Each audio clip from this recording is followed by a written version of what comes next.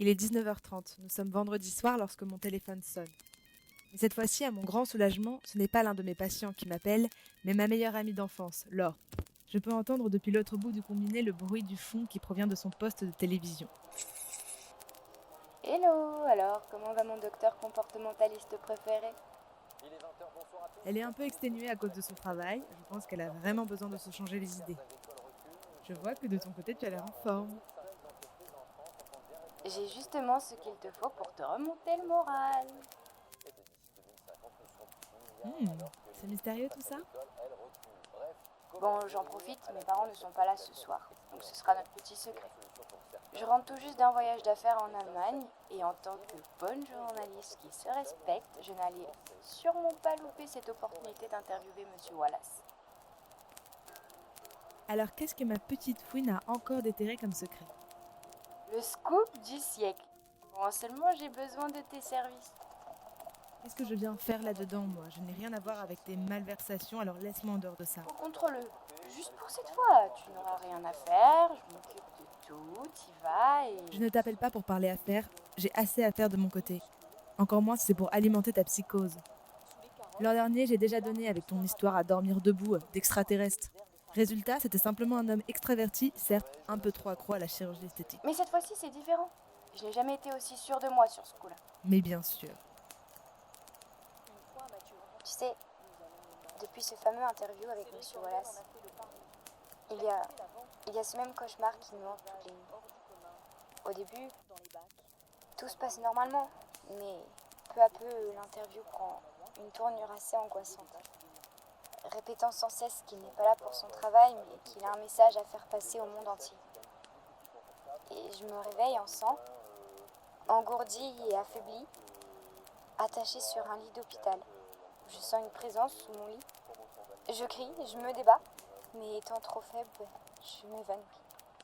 Je me réveille alors en sursaut, suffocant dans mon lit à minuit. Avec le stress de ton travail, le manque de sommeil, ton imagination débordante et tes croyances ésotériques, tu n'arrives plus à faire la différence entre la réalité et l'illusion. Mais avant même qu'elle n'ait pu finir sa phrase, elle est interrompue par un flash info. J'ai entendu qu'un psychopathe, plus tôt dans la soirée, avait réussi à s'échapper de l'hôpital psychiatrique de Mystery Dale. Je vais fermer mes portes, mais reste avec moi au téléphone. Mes parents ne devraient plus tarder.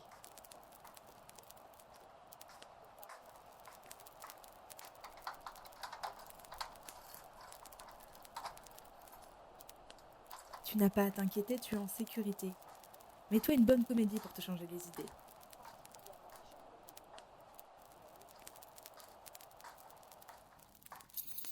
Pour lui changer les idées et détendre l'atmosphère, je lui fais part d'un de mes aventures avec mon chat Grisouille.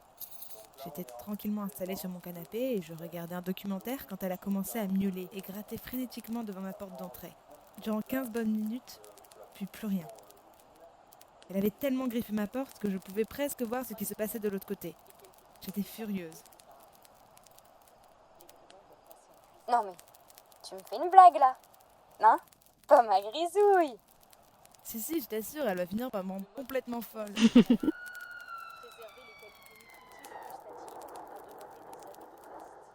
Le bruit vient d'en bas de la rue.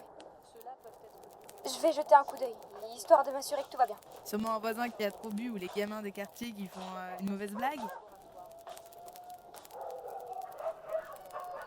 C'est étrange, il n'y a personne dehors. Pas de panique. La police vadrouille sûrement pas loin d'ici et la radio émet une fréquence infra.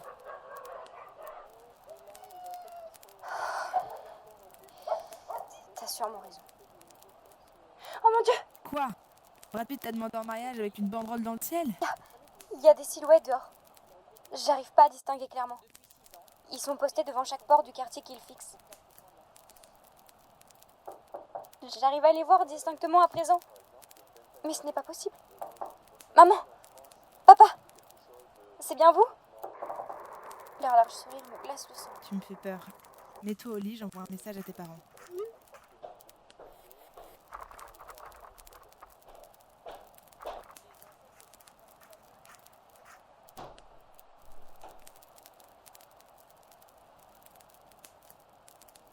Je suis cachée dans mon placard. Oh mon Dieu! Qu'est-ce que je vais faire?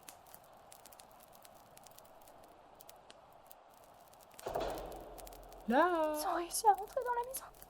Ingrid, qu'est-ce que je fais?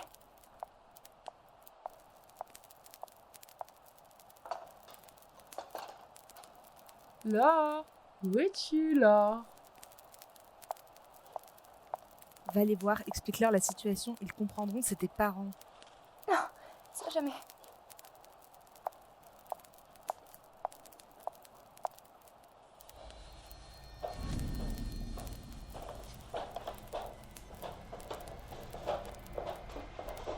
Fais pas ta timide.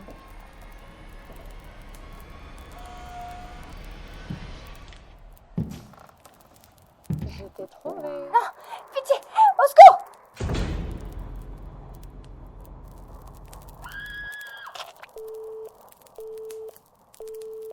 Laure, qu'est-ce qui s'est passé? Réponds-moi. En l'absence de réponse, j'appelle la police. Je sais d'expérience qu'une personne en pleine crise de paranoïa peut s'avérer dangereuse pour elle et les autres. Allô, gendarmerie, que puis-je faire pour vous? Bonjour, je m'appelle Ingrid Smith. J'étais avec mon amie au téléphone quand nous avons brusquement été coupés. Je suis psychiatre, elle avait l'air en pleine crise de paranoïa. J'ai peur qu'il lui soit arrivé quelque chose. Où habite votre famille exactement? Et donnez-moi son nom. Laure Cruz. 1600 chemin de Puy à Mystery Dale en Norvège. Bien, madame, une patrouille est déjà en route. Rappelez-moi quand vous aurez du nouveau.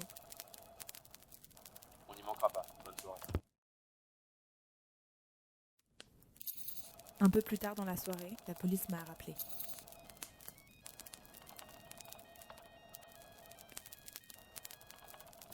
Allô? Gendarmerie de Mystery Dale.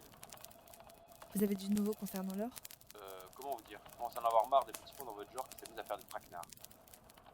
Je ne comprends pas, Après vérification de la brigade, ni l'adresse ni le nom donné concordent. C'est la vérité. Donc vous laissez, j'ai de vraies affaires qui m'attendent, madame.